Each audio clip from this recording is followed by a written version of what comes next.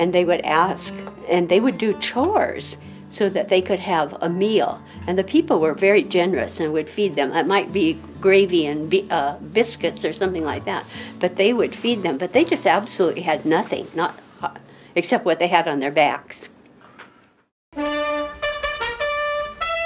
We got up ready to go to school the next day. We apparently hadn't had the radio on during Pearl Harbor Day, but when we had the radio on in the morning, we got up and Mother told us that we were at war, and we had to black out all of our windows, and my mom and dad were both on the lookout team for airplanes flying into the Seattle area, so they would take different shifts and go to a certain area and listen and see. Because I was, 1941, I was 9 years old, so that's kind of an impressionable age. And then we went on to rationing. Oh, I remember all that. I was hard on shoes, and shoes were rationed. And so that was difficult for my mom and dad, because they thought I purposely wore out my shoes. And we lived out and canned a lot of food and things, and you couldn't get sugar to can it, so Mother would have to save up all year so we'd have sugar when it came. And I don't know how we would have survived if it hadn't been for our garden.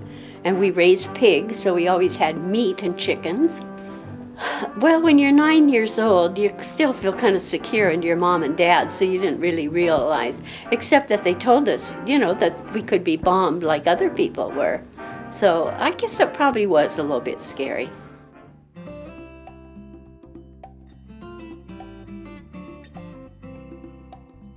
No, we couldn't go to dances. We weren't permitted to.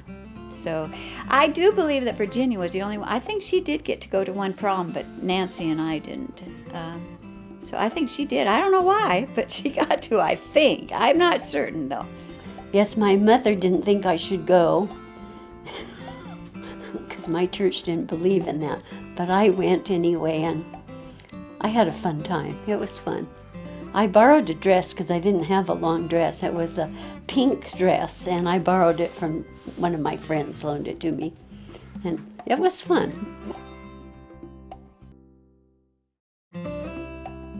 What I thought I would be when I grew up was I thought I would be a teacher because my mother was a teacher, and I thought that's what I would do when I grew up. But quite obviously, my grandma got sick when I was she died when I was 16, and she came and spent a week with us, and she had some medical problems. I kind of helped with her, and that's when I decided, well, maybe I'll be a nurse instead.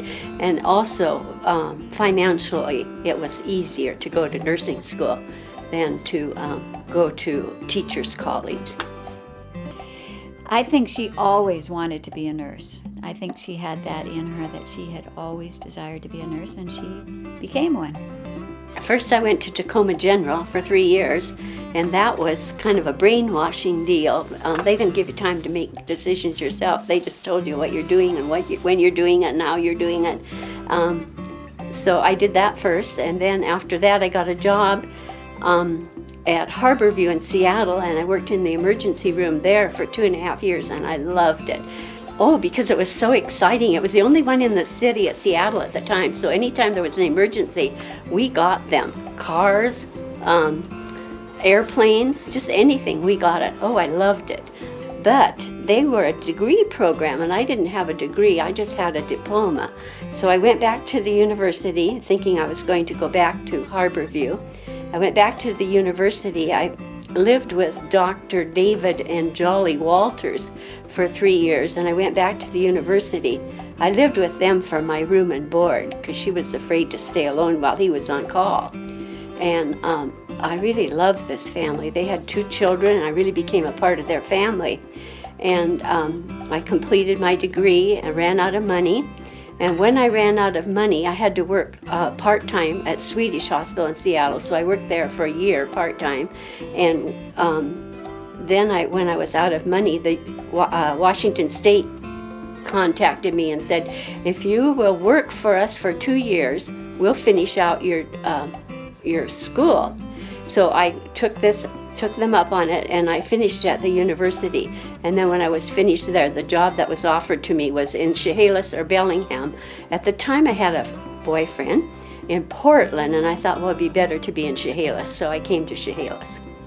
There's very little that my mother wanted to do in life that she wouldn't push her way through to get done. I mean, she was very driven, very motivated to be a success. I think if she had grown up during my age, she would have ended up being a doctor, not a nurse. But in her age, women didn't become doctors; women became nurses. So, but she definitely had the drive to become a medical doctor. We ran a youth group together, and of 9, 10, 11-year-olds. They were called juniors, and we have 50 kids every Sunday night. And my mother thought I should get out of it, especially after May died, because she thought that Bob would be interested in me. And I said, "Oh, Mother, don't worry, he's too old." But here I am. Well, after his wife died, and we were still doing this youth group together, it was several months later that he asked me to go out with him. And it happened to be a Kiwanis talent show that we went to. But that kind of started it. He was tall, slender, had kind of curly hair at that time, very outgoing, very pleasant person, very concerned about other people. Well, I told him I was leaving because my 2 years up with the health department was up, and I told him that I had decided that I was going to leave. I was going to go to Portland, I thought, to look for a job because I had spent my time here.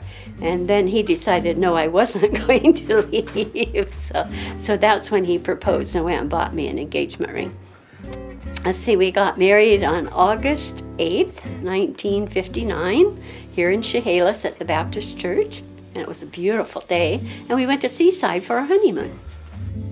I went down, I was her bridesmaid, her bridesmaid, and my baby was only about 5 weeks old, and he sang a solo during her ceremony, which was not really appreciated, but my sister-in-law jumped up and ran and got him and quieted him down. So, but it was a nice wedding. It was the people in the community helped her with her reception and so on. It was a very nice occasion. Our children are Edward, Arthur Lintott, and he's named after his grandpa and his dad. And he was born on July 16th, 1961. And he works at a spice company in Tukwila now. He took the chef school at Seattle Community College, and one day he was the head chef at that school. And that was really exciting. And then I flew to, he went down to Napa, California, and went through their culinary school for 6 months. And I flew down, and that was fun too. I was really proud of him. And James Walter, my grandparents were James Walter, and his grandfather Lintott was Walter Lintott, and he was born June 17th, 1964. And he runs his own company in Washington, D.C.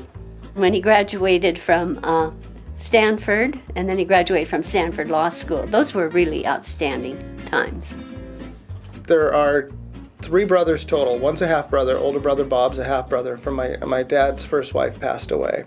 And then there was me, and then there's my younger brother Jim. I was born in 61, and Jim was born in 64.